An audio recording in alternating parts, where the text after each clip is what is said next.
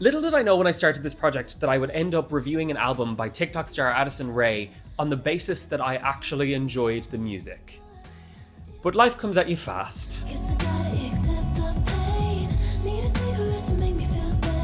Addison is the mostly self-titled debut album from Addison Rae, who has spent the last couple of years reinventing herself from viral all-American TikTok star to pop's newest, freshest star.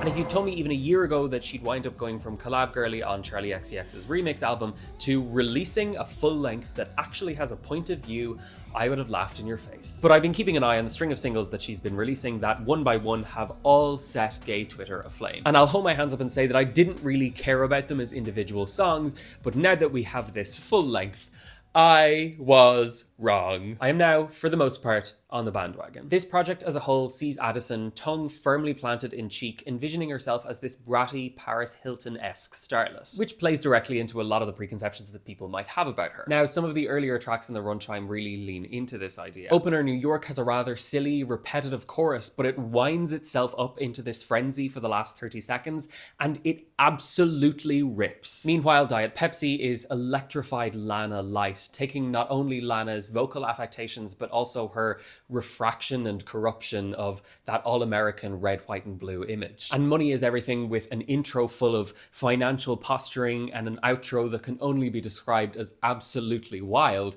is nothing short of iconic. But get past that introduction and into the deep waters of tracks like Aquamarine, and you'll discover that Addison has a few more facets to her than just some post-brat hyperpop. Aquamarine glistens and glides, and it seems to be kind of a mission statement of Addison's reinvention as she sings about transforming and realigning. And High Fashion is incredibly forward, almost to the point of being earnestly off-putting, a total shedding of any innocence that is left in her public image. Meanwhile, Fame As a Gun really leans into that cultural touchstone that was Charli XCX's Brat. But it also pulls, as many other songs on here do, from the back catalogues of alternative pop. Here we see a bell-like synth that resembles Chairlift at the peak of their powers. Even the down-tempo tracks are great, with the new agey Times Like These being a particular highlight. But I have to say, the plain and simple tune hood of Headphones On, that's the good shit. With its distinctly Swedish songwriting flair, full of nonsense lyrics and infuriatingly good earworms, as well as its inbuilt reconstruction of public identity, Addison is calling back to the golden days of noughties pop, but with a postmodern PC music twist. It's a reinvention that's worthy